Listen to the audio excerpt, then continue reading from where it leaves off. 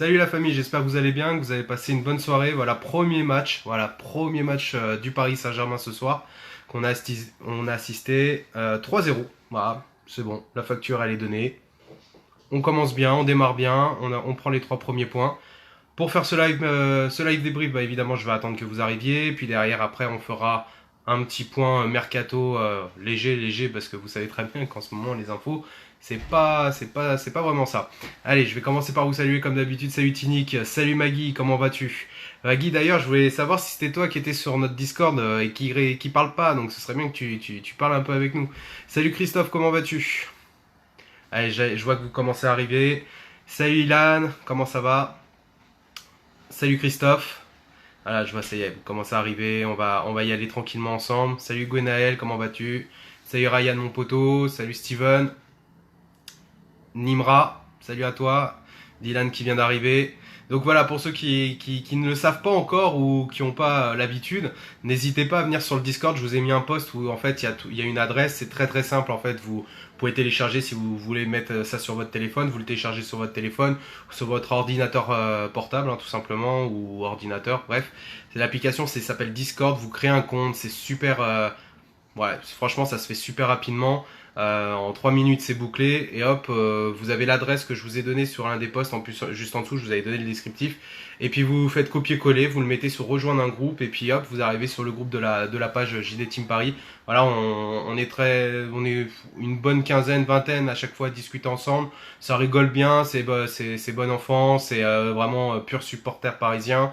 Et puis on parle, on donne des infos, on débriefe les matchs, c'est super cool, donc n'hésitez pas à y aller, franchement si c'est pas encore le cas, allez vous mettre sur le Discord si vous avez envie aussi de tout simplement discuter avec nous, de faire partie de cette petite communauté un peu privilégiée, parce qu'évidemment je donne aussi des infos sur Discord, des infos que je ne peux pas forcément donner comme ça à la volée, parce que ça sert à rien, ou soit tout simplement après on va faire des vidéos contre moi. Donc pour éviter ça, voilà, genre, on peut en parler comme ça entre nous.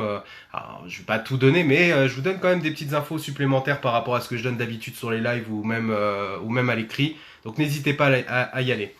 Allez, je vais commencer par lire un petit peu ce que vous dites. Donc, qu'est-ce que vous avez pensé du match? Donc voilà, victoire 3-0.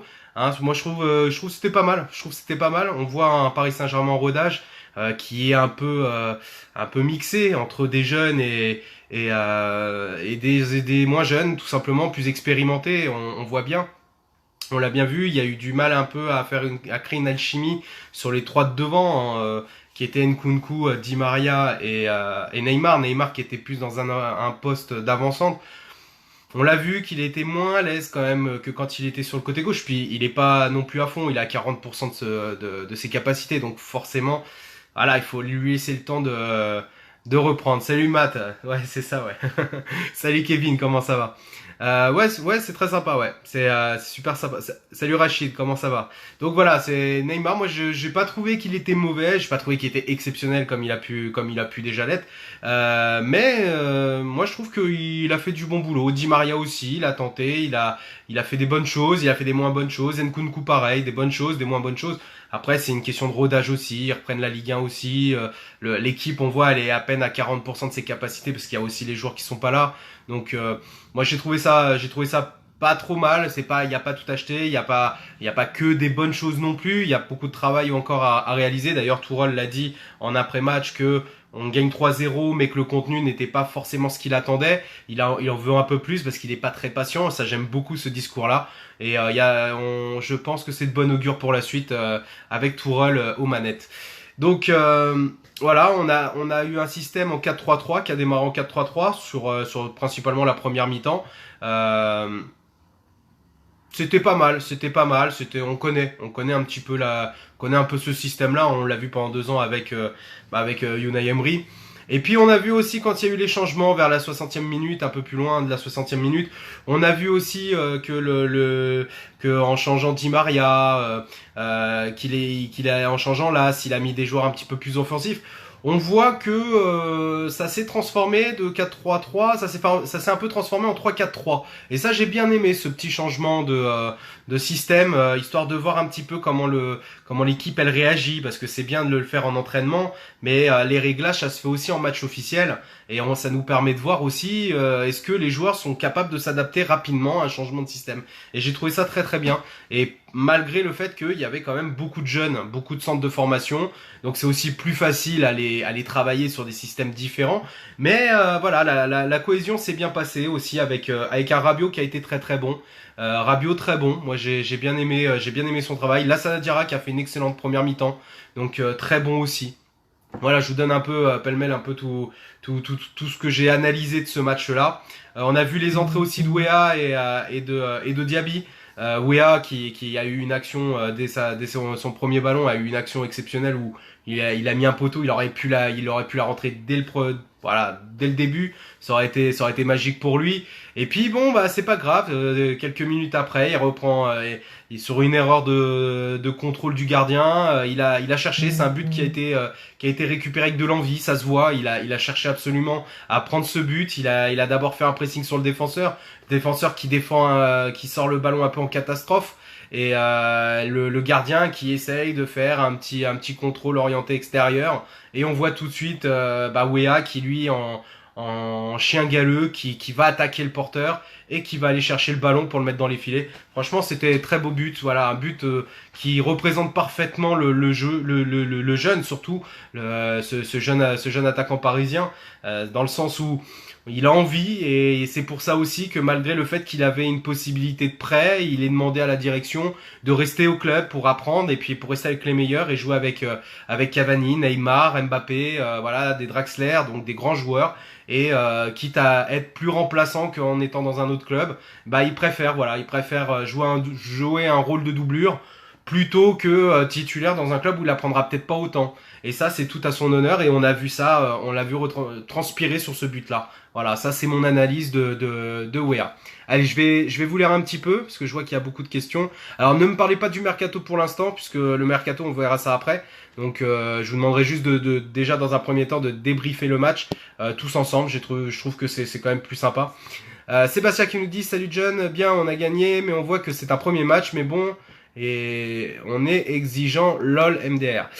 Exigeant non, mais après il faut pas s'attendre non plus à avoir toutes les capacités parisiennes tout de suite. On est à 40%, que ce soit en termes d'effectifs, comme ce soit en termes d'automatisme et de fraîcheur. Donc faut attendre, faut laisser les choses arriver tranquillement. Je reviens vers vous. Info mercato, ça on verra plus tard. C'est beaucoup de réglages à faire pour Bastien. Il y en a. Après, c'est pas dégueulasse ce qu'on a vu. On a déjà vu notre PSG dans un chantier un petit peu plus compliqué que ça, avec d'autres entraîneurs. Et là, on commence par une victoire 3-0. Ça faisait longtemps que c'était pas arrivé non plus. Faut pas l'oublier. Dagba aurait encore du temps de jeu en doublure de Meunier. Dagba, j'ai pas vu un joueur en dessous d'un autre en fait ce soir. J'ai vu un bon Thiago Silva, solide sur ses béquilles. On a vu un Marquinhos un peu rageur, un peu qui montrait qu'il avait de l'envie. Donc non, franchement tous les joueurs ils étaient pas mal. Après, essayer de voir l'équipe au complet, moi aussi, parce que quand on voit ce que ça donne maintenant, qu'est-ce que ça va être avec l'équipe au complet, avec les automatismes, tout ce qui va derrière, franchement, ça va être pas mal. Loïc, salut à toi. Il est pas mal Ensoki pour Neymar Mbappé. Ouais, Ensoki, il a fait il a fait un bon match dans l'ensemble. Je vous dis, il y a personne qui a été moins bon qu'un autre. Ensoki a été présent, a été plus que présent même. Il a tenu son côté tranquillement. Il a assuré le boulot, pardon. Tourelle, on est en contact avec Kerrer, mais ce n'est pas encore fait. Il faut voir avec la direction sportive. Oui, alors ça c'est ce qu'a dit justement Tourelle, et en réponse, le journaliste lui a dit d'après Schalke 04 c'est officiel, l'accord est tombé. Et derrière Tourelle a répondu ah bon ok oui alors oui. Donc voilà, j'ai trouvé ça plutôt marrant en fait. Cette façon. Clément, salut la forme. 3-0, le taf est fait. Neymar marque son but, c'est bien, mais l'intensité peut mieux faire pour moi. Mais bon, le taf est fait. 3-0, c'est très bien. Ouais, voilà, c'est ça qu'il faut retenir. C'est on met 3-0 à une équipe qui a aussi beaucoup défendu à 11 dans sa défense. C'était pas non plus, ça jouait à la contre-attaque. C'était pas exceptionnel non plus quoi. En face, ils ont très bien joué. mais c'est le type de jeu que on aura très régulièrement cette saison. Salut Miguel, j'espère qu'il faut beau à la Martinique. Je reviens vers vous. On a des nouvelles de Mourad. Salut John, des news sur la prolongation de Rabiot. Ça, j'en parlerai tout à l'heure, oui. Détrôner le Duc. Rabiot, il prolonge ou c'est compliqué. J'en parlerai après. Céline qui nous dit j'espère que Rabiot prolonge. On l'espère tous, hein. Franchement, on l'espère tous. J'ai beaucoup. Ouais, là, il faut que je revienne. Ouais, allez, on va remettre tout au début jusqu'à la fin parce que là, j'ai loupé beaucoup trop de messages. On a pris les 3 points, c'est l'essentiel. Contre Marseille, on joue avec les jeunes. Comme ils vont vraiment la boucler, ces Marseillais. Mais on pourrait, hein, même avec notre équipe actuelle. Je crois pas que Marseille soit prêt non plus à nous prendre. Après, c'est peut-être mon côté parisien qui fait dire ça, parce que pour moi, le Paris Saint-Germain ne peut plus perdre contre l'Olympique de Marseille. Ce n'est plus possible. Donc voilà, c'est peut-être mon côté un peu trop pro-parisien qui va... Mais voilà, pour moi, non. Même avec une équipe comme ça, on voit bien que les jeunes sont au niveau. Ils sont pas à un niveau non plus à l'équivalent d'un Verratti au milieu, d'un Mbappé sur les côtés, avec un Neymar à côté. On n'est pas non plus dans cette idée-là, mais il y a du beau potentiel. Il y a vraiment des choses à faire avec ces petits jeunes. Il y a encore, on n'a pas vu l'entrée d'Adli, qui lui aussi fait beaucoup de bien, qui ferait beaucoup de bien pendant la saison au milieu parisien. Donc non, il y a vraiment des choses à voir et à travailler surtout. Lo Celso, il serait mieux que Diarra sur ce match. Ouais, même Lo Celso, on l'a pas vu. Lo Celso, c'est pareil. C'est un joueur qui a un très gros potentiel. Ça peut être même sa saison aussi cette année, hein. Si Tourelle l'utilise bien à bon escient et qu'il l'utilise vraiment sur des postes qui lui sont un petit peu plus où il est plus performant, tout simplement, ça pourrait le faire. Oui, il manque des joueurs qui Pembe, Mbappé, Verratti, Kanté, voilà, c'est ça. D'ailleurs, petite chose aussi au niveau de Buffon. Buffon, je sais pas qu'est-ce que vous en avez pensé. Moi, je l'ai trouvé vraiment très bien. Et j'aurais un mot aussi pour les ultras qui ont été exemplaires aussi ce soir. J'ai beaucoup aimé leur ambiance. C'était vraiment, ouais, voilà, ils ont pas sifflé un seul de nos joueurs. Voilà, ils ont chanté pour Neymar, ils ont chanté pour tout le monde. Donc c'est bien, c'est bien. Diarra, bonne première, mais ensuite des fautes inutiles et passes ratées. Ouais, alors ça, voilà, Diarra était très bon en première, c'est vrai, je suis d'accord. En deuxième, ça se voyait qu'il était un petit peu essoufflé. C'est normal, il faut qu'il y ait un rythme à prendre. Faut savoir qu'il a pas joué depuis un bon moment aussi. Même quand il était au Paris Saint-Germain l'année dernière, il n'a pas joué beaucoup. Mais je vais revenir plutôt sur Buffon, parce que Buffon, moi j'ai trouvé qu'il était très bon. Il a surtout fait quelque chose, un arrêt que ça faisait longtemps qu'on n'avait pas vu. Souvenez-vous, la saison dernière, on a pris beaucoup de buts de casquette. Les buts de casquette, c'est les buts, en fait, on s'y attend pas. C'est des buts où c'est du contre son camp, où, voilà, c'est un problème de concentration, problème, voilà, de mauvais placement, parce que on laisse un peu trop la défense un peu vacante, parce que on joue la possession de balle. Et là, ce soir, on a vu un Buffon capable, à tout instant, tout simplement de sortir une parade à contre-pied en plus. Donc ça c'est beau, ça voilà, ça a le mérite d'être retenu. Je pense que c'est la plus belle action qu'il ait eue ensuite. C'est la plus belle action, pardon. Et ensuite, j'ai bien aimé, voilà, c'est quand même une tête de Thiago Silva qui a failli tout simplement nous la mettre à l'envers. Et puis Buffon très près, voilà, très concentré. Ça j'ai beaucoup aimé. Voilà, ça c'est quelque chose qu'on n'avait pas vu beaucoup l'année dernière. Souvenez-vous que les erreurs souvent de goal, que ce soit Trapp ou que ce soit Areola, c'était un peu la même chose en fait. C'était souvent ce genre d'action là qui nous plantait un but et qui pouvait même aider à relancer l'équipe adverse. Et là on l'a pas eu. Voilà, là on l'a pas eu. C'était un arrêt exceptionnel d'une tête de Silva contre son camp malheureusement. Et non, franchement pas mal. Franchement pas mal.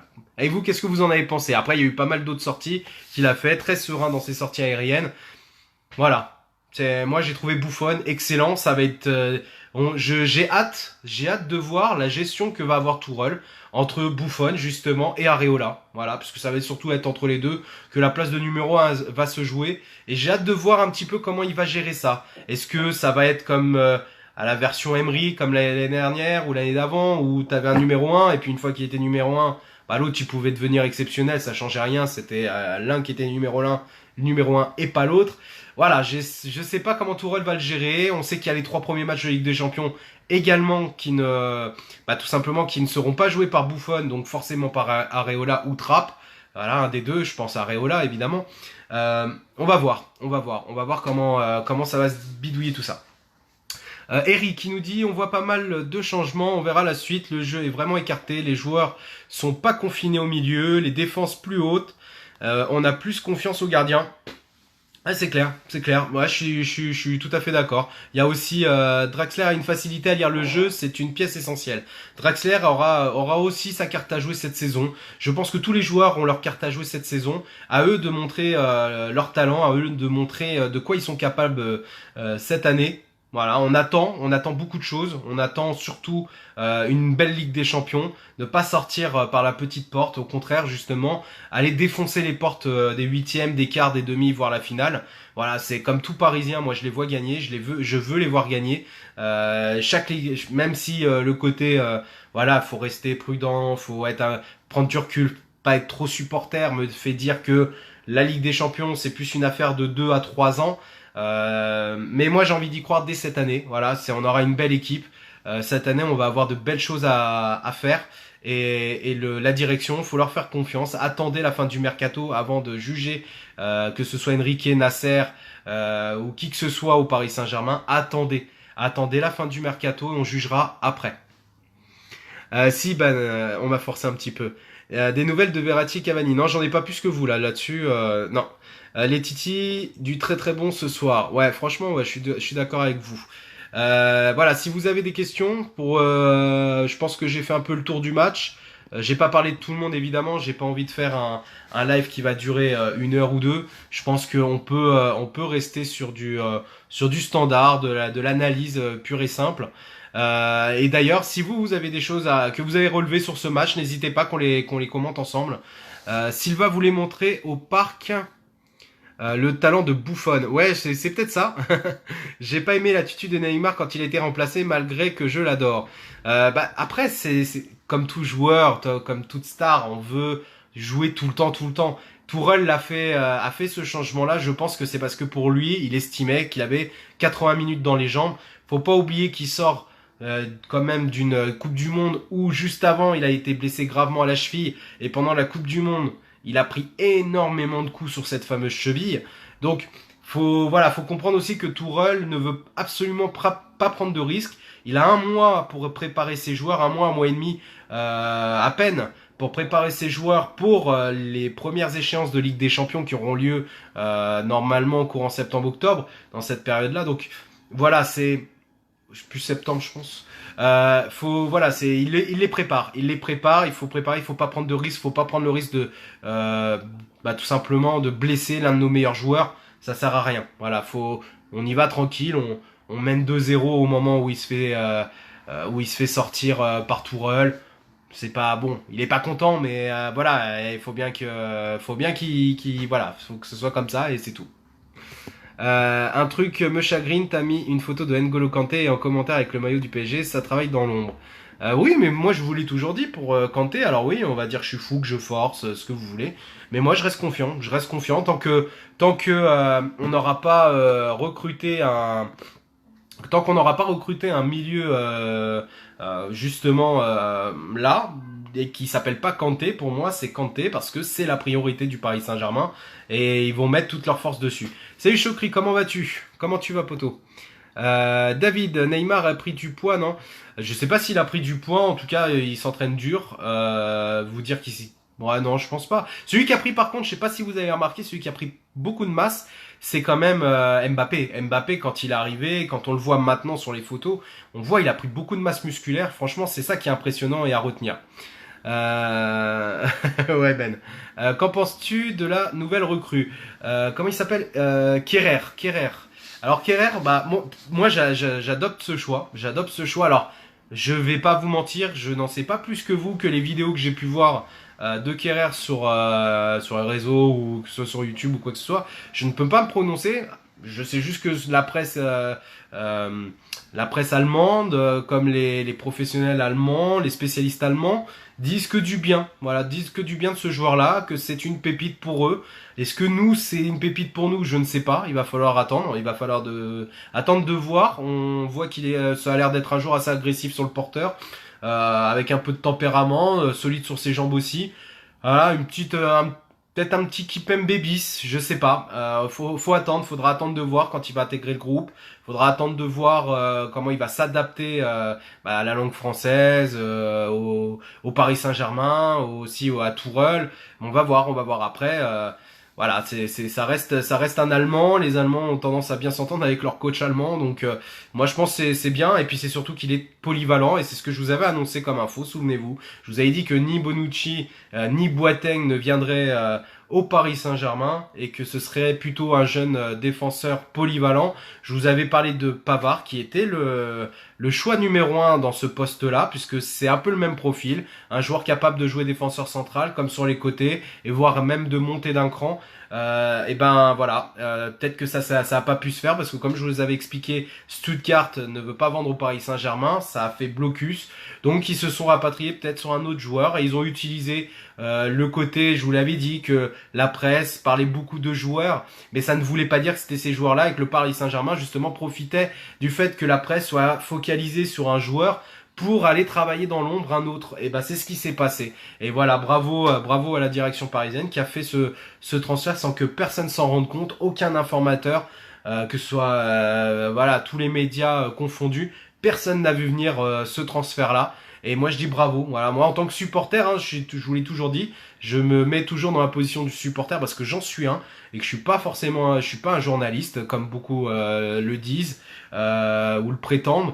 Moi je suis pas journaliste, et en tant que supporter parisien, j'adore voir ce genre de mercato là où il y a des surprises à n'importe quand, et celle-là c'en est une. On attend de voir justement comment le Paris Saint-Germain va officialiser sa venue.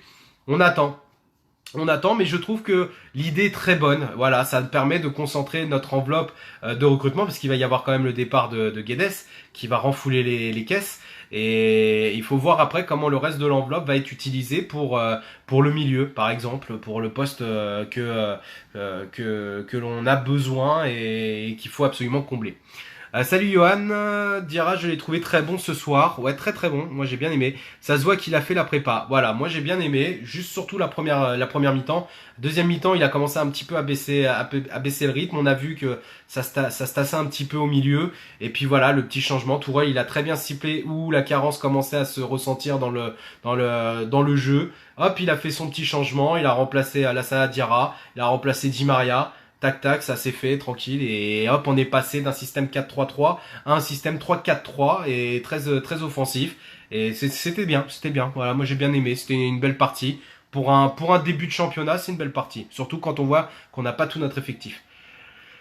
C'est pour quand sa visite médicale? Alors ça, j'ai pas d'infos, faut attendre, hein, faut attendre que ça s'annonce, ça va s'annoncer. Attendez, c'est les prochaines heures, peut-être les prochains jours. On est quoi? On est dimanche. Je pense que ça va être lundi ou mardi. En général, c'est toujours dans cette zone-là qu'ils annoncent les officialisations. On va voir, on va attendre. Voilà, donc je pense que pour le match, on a fait le tour. J'ai pas beaucoup lu parce que je vois que vous défilez beaucoup sur les messages, et je vous avoue, j'ai beaucoup eu de mal à lire tous vos messages. On va faire un petit point mercato si ça vous dit. On se fait un petit point mercato et on finit là-dessus. Si ça vous dit. Sagan, je pense qu'il viendra mardi. Tourelle a les couilles que les autres n'avaient pas. Pour Samir Ouéa Diané, c'est Nsonki. C'est très fort en potentiel, exact. Eric Guedes part encore, Valence a déjà pris Michou et Gamero. Diarra veut sa place, il m'a impressionné durant les matchs de préparation. Vivement que Nsonki signe pro. Pourquoi prendre Kanté si nous allons souvent jouer en 3-5-2? Bah, y a pas que souvent 3-5-2, ça peut être du 3-4-3, ça peut être du 4-4-2 en losange, du 4-4-2 normal, ça peut être du 4-2-3-1, ça peut être enfin voilà, il y a plein de systèmes, 4-3-3, comme on l'a vu encore aujourd'hui. Il y a beaucoup de systèmes que justement Tourelle sait manier et va apprendre sûrement à l'effectif. Donc voilà, moi je pense que Kanté c'est un élément Bah déjà on a besoin d'un milieu, hein, faut l'avouer. Et Kanté, c'est le genre de milieu qu'il nous faut, un joueur capable de récupérer avec beaucoup de physique, beaucoup d'agressivité, sans faire de faute. Ça, c'est ce qu'il fait très très bien. Capable de relancer très rapidement, quelqu'un qui est capable de lire le jeu à l'avant. Et ça va être essentiel pour justement notre trident d'attaque, qui est Mbappé, Cavani, Neymar. Un N'Golo Kanté peut faire vraiment beaucoup de bien et beaucoup de différence. Oui, Matt, bien sûr, le Discord, comme tu le sais, le Discord, c'est fait pour se défouler. On est entre vrais supporters. Vous voyez que je suis beaucoup plus cool, je suis beaucoup moins carré comme je fais sur les lives. Mais c'est voilà, le Discord, c'est la famille. Voilà, Discord, on est en famille, on discute des dernières infos. On a la chance aussi d'avoir Nico de Paris Team qui vient sur nos lives, enfin, qui vient sur Discord et avec qui j'échange beaucoup mes infos. Donc voilà, merci à lui. Je tenais aussi à faire une petite dédicace à Benji. Benji, merci à toi. Grâce à toi, je passe une bonne soirée. Donc voilà, merci, dédicace à toi. Et puis j'ai pu regarder aussi le match vraiment super bien. Merci beaucoup. Merci Benji. Euh, donc voilà, on va passer au mercato. Pour le mercato, on a le dossier Rabiot, on a le dossier Guedes, on a le dossier pardon, Kerrer, on en a discuté. On a le dossier Kanté. Je pense que ça devrait aller. Et côté Di Maria. Voilà, le dossier Di Maria aussi à traiter. Alors on va parler déjà de Rabiot. Ce qu'il faut savoir pour Rabiot, déjà, l'effet bœuf qu'a voulu faire l'équipe, parce que mine de rien, c'est l'équipe qui a donné l'information comme quoi Rabiot avait refusé une deuxième offre du Paris Saint-Germain. Jusque-là, cette information m'est pas parvenue, mais on va la discuter, on va en discuter.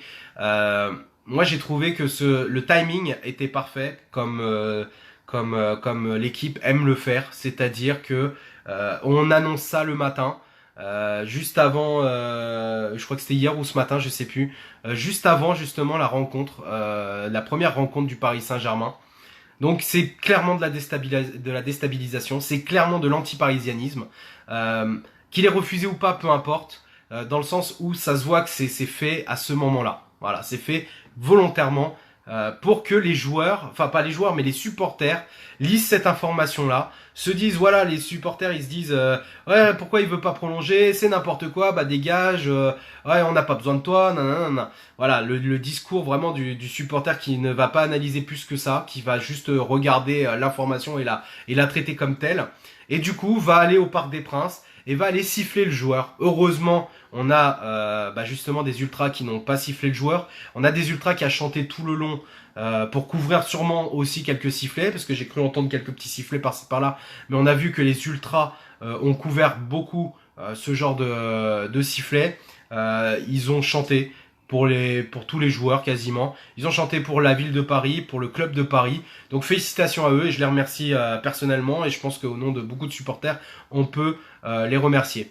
Pour revenir sur Rabiot, voilà, Rabiot, à l'heure d'aujourd'hui, comme je l'ai expliqué à plusieurs personnes sur le Discord, il y a une partie qui est vraie et une autre qui est fausse. C'est-à-dire que la partie qui est vraie, c'est que Rabiot, il est un peu en froid avec la direction, dans le sens où il n'a pas eu ce qu'il voulait, ou du moins les accords qu'ils ont eus auparavant n'ont pas été respectés à ce jour.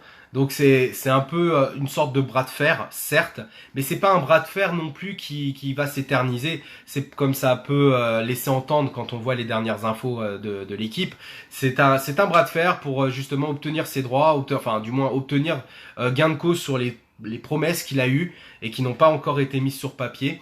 Et le club, comme le clan Rabiot, souhaite rester, donc souhaite une prolongation. Donc vous attendez pas à un départ. Pour moi, il va rester, il va prolonger. C'est plus compliqué, c'est plus difficile qu'une autre prolongation, parce qu'il y a des choses qui se disent, d'autres qui se disent pas. Donc il faut laisser le temps aux choses. Il reste 3 semaines de mercato. Voilà, tranquille. N'allez pas tout de suite vous faire des avis négatifs sur les joueurs. Attendez que la vérité éclate, parce que quand il y aura une prolongation qui sera faite, si elle est faite, eh ben on en saura plus. On va avoir les langues qui vont se délier. On a eu Tourelle aussi qui a communiqué dessus, qui a dit qu'il n'était pas sûr que Adrien Rabiot reste. parce que c'est à Adrien Rabiot de décider. Et donc oui, il doit décider parce que c'est aujourd'hui lui le seul obstacle à cette prolongation. Ce n'est pas la direction, ce n'est pas sa mère comme beaucoup pensent. Sa mère, elle est pour que son fils reste et signe une prolongation Paris Saint-Germain. Elle est entre les mains de Rabiot. C'est à Rabiot de décider, mais attendons. Ne faisons pas de jugement hâtif. Attendez tranquillement, la vérité éclatera plus tard, tout simplement. Ça, c'était pour le cas Rabiot.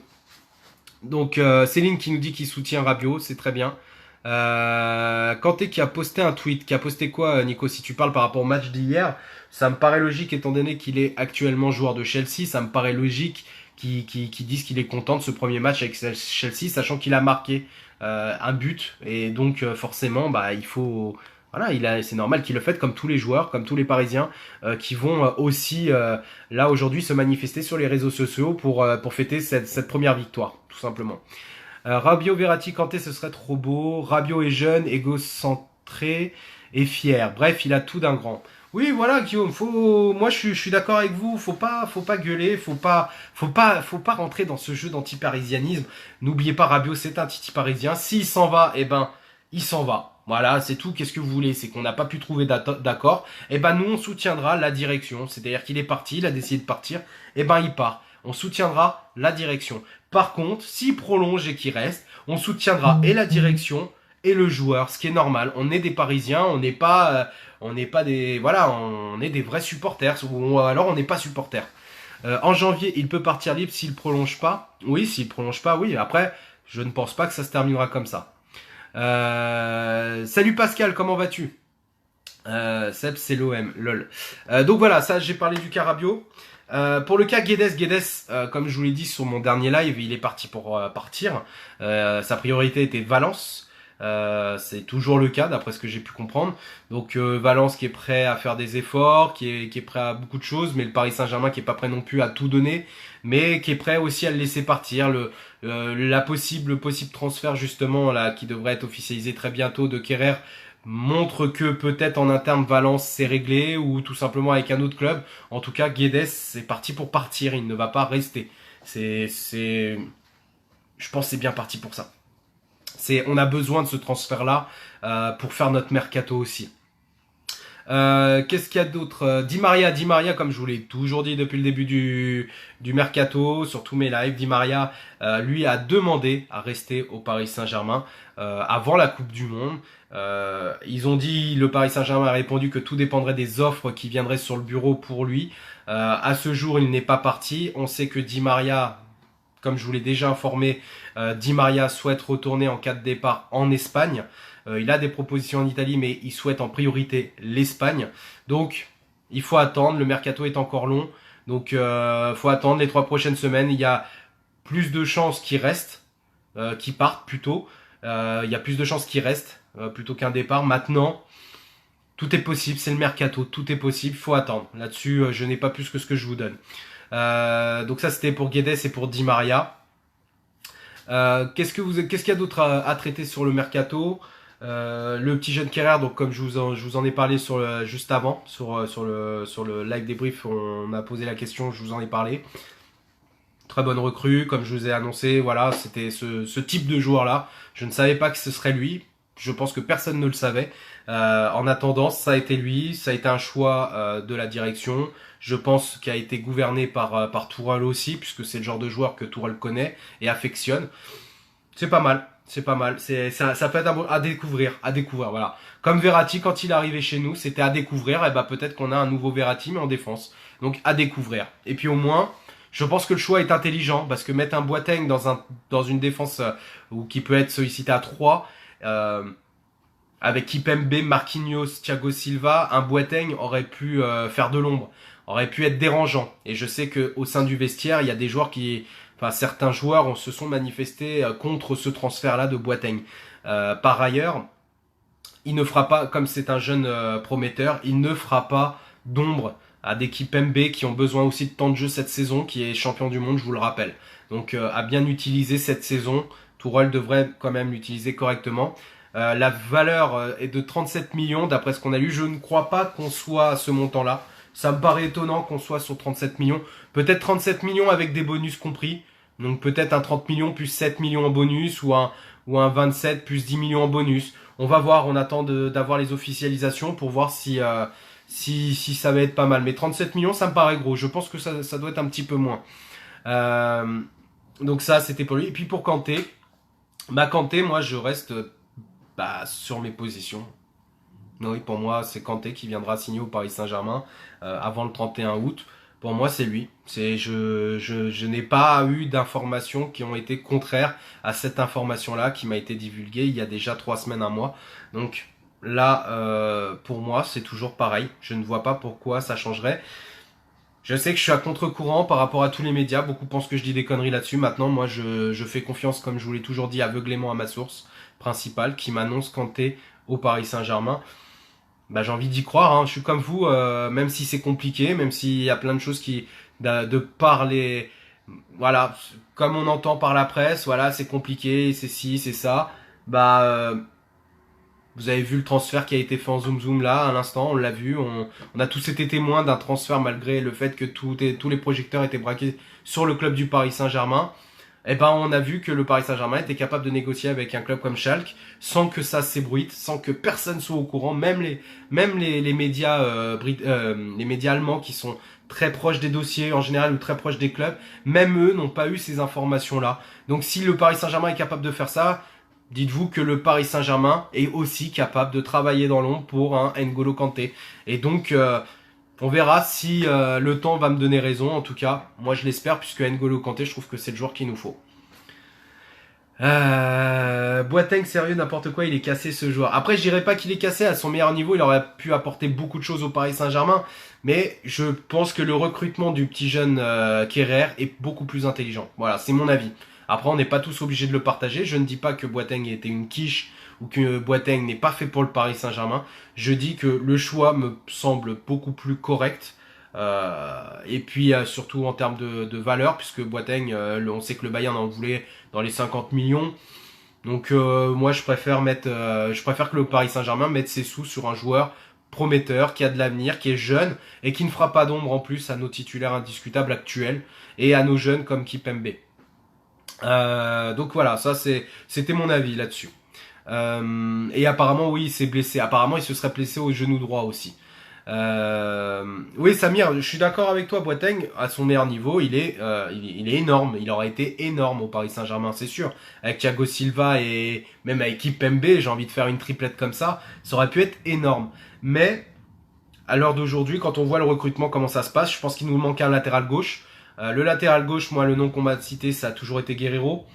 Pour l'instant, c'est toujours lui. J'ai demandé à ma source hier encore ou avant-hier, et la réponse que j'ai eue, c'est j'ai pas eu de changement depuis, donc pour moi, c'est toujours Guerreiro. On va attendre de voir où ça nous mène. En tout cas, ce sera pas Sandro, comme beaucoup l'ont annoncé. Moi, je vous l'ai dit il y a déjà 3 semaines, Sandro ne sera pas au Paris Saint-Germain. Et même si on me dit oui, mais non, mais c'est toi tu dis ça, alors que normalement, d'après ce qu'on lit, c'est par rapport au montant. Sachez que le montant, qui est de 50-60 millions à peu près pour Sandro, c'est le montant que le Paris Saint-Germain connaît depuis août 2017. On a été intéressé par Sandro déjà l'année dernière, on s'était déjà renseigné sur le joueur l'année dernière. L'année dernière, c'était déjà 60 millions d'euros pour ce joueur. Pendant toute la procédure de l'année qui a suivi, septembre, octobre, novembre, je vous ai divulgué pas mal d'infos. Il y en a eu beaucoup des médias qui ont annoncé, même Isabella qui est très très proche des joueurs brésiliens, qui elle aussi a bien donné comme information que le joueur comme l'entourage du joueur était prêt à venir au Paris Saint-Germain. Le montant de 60 millions était déjà fixé à ce moment-là. Donc si aujourd'hui il y a eu un changement de cap sur ce défenseur gauche, c'est tout simplement parce que, comme je vous l'ai expliqué, en interne, il y a eu une demande de la direction auprès de certains cadres du club, de savoir, du vestiaire surtout, de savoir quelle était leur position sur la venue d'un joueur comme Boateng, qui n'a pas fait l'unanimité. Et pareil, le coach a aussi eu tout simplement son avis sur le joueur. Et c'est ce qui a fait qu'il y a eu ce changement, tout simplement ce changement, c'est une des raisons en tout cas, et peut-être aussi le fait que Le Paris Saint-Germain n'a pas pu vendre Guedes à un certain montant, ça a joué aussi. Donc l'un dans l'autre, les deux sont valables. Mais le prix de 60 millions, le Paris Saint-Germain était déjà au courant depuis un an. Allez, je reviens vers vous. Si on prend un latéral gauche, autant vendre Kurzawa. Alors Kurzawa, on me demande beaucoup pour Kurzawa, quelles infos j'avais. Bah moi c'est clair, les seules infos que j'ai sur Kurzawa, c'est pour l'instant il reste. Mais si le Paris Saint-Germain reçoit une offre à plus de 25 millions d'euros pour lui, bah la direction l'emmène carrément à l'aéroport. Hein. Donc voilà, c'est le deal, c'est 25 millions minimum, voire plus, pour Kurzawa. Si une offre tombe dans ces montants-là, il pourrait partir. En attendant, je crois qu'il y a eu des offres, il y en a déjà eu, mais c'est des offres inférieures ou des offres de clubs, je crois à hauteur de 23-24 millions, mais c'est des clubs que le joueur n'avait pas forcément envie d'accepter. Donc il y a aussi ça, il faut aussi que le joueur ait envie de partir. Donc pour l'instant, le joueur veut rester aussi au Paris Saint-Germain, aime beaucoup la situation qu'il a, enfin il aime beaucoup le style d'entraînement de Tourelle. En tout cas, c'est ce qu'il laisse paraître. Et puis faut attendre la fin du mercato. Pour l'instant, on est parti pour qu'il reste. Heureusement, parce qu'on n'a pas besoin non plus de faire une révolution. Là, Guedes qui s'en va, c'est très bien. Di Maria, faudrait même qu'il reste cette saison. Pareil pour là, on a un défenseur central qui est capable de tourner un peu à gauche, à droite, même au milieu s'il faut, capable de suppléer les défenseurs. Voilà, il nous manque un petit Kanté, allez, un petit Guerreiro à gauche et puis un petit Kanté, et on est parfait les gars. On est parfait. Et là, on est prêt à aller soulever des montagnes, on est prêt à aller soulever des coupes et à soulever des Marseillais aussi, évidemment, ça va ensemble. Voilà, donc je pense que je vous ai fait un petit récapitulatif de toute l'actualité réelle aujourd'hui. On va attendre maintenant, il faut attendre. Moi, vous me demandez beaucoup si j'ai des infos aujourd'hui, demain. Tous les jours, vous me demandez si j'ai des infos. Je pense que je vous ai donné tout ce qu'il y avait à donner. Aujourd'hui, je pense qu'il faut juste attendre. Voilà, attendez, laissez les choses venir. Et on va tous savourer. Et je pense que le mercato n'a pas fini de nous faire des surprises. Donc voilà, pour ceux qui ne sont pas encore allés sur le Discord, puisque là, je vais y aller. Je vais retrouver la famille parisienne sur le Discord de la communauté, donc votre Discord, puisque je l'ai fait aussi pour vous. Donc on se retrouve tous sur Discord. Pour ceux qui ne sont pas inscrits, allez tout simplement télécharger l'application sur votre téléphone ou vous le mettez sur votre ordinateur si vous êtes sur ordinateur. Vous créez votre compte, ça vous dure 2-3 minutes, même pas à peine. C'est voilà, nom, adresse, prénom, basta. Et puis derrière, bah, vous avez je vous ai fait un post où il y a marqué Discord, c'est 2 ou 3 posts en dessous, où je crois qu'il est même en épinglé sur la page, donc allez le voir. Il y a une adresse, cette adresse-là, vous la copiez, et que vous faites, une fois que vous êtes sur Discord, vous faites rejoindre un groupe, et vous collez cette adresse-là, et vous rejoignez le Discord tout simplement, de la team, de la JD Team Paris, et on va tous débriefer ce match, donc je vous retrouve tous sur Discord dans 5 minutes. Voilà, le temps d'arriver, de préparer et d'arriver. Dans 5 minutes, on se retrouve sur Discord. Et pour les autres, je vous souhaite une bonne soirée. Et puis, on se retrouve très bientôt pour un nouveau live Mercato. Pour après la semaine prochaine, n'oubliez pas, un autre match de notre équipe du Paris Saint-Germain. Et voilà, on débriefera ça ensemble, comme on a toujours fait tous les ans. Sur ce, je vous souhaite une bonne soirée. Je vous dis à très bientôt. À ciao la famille.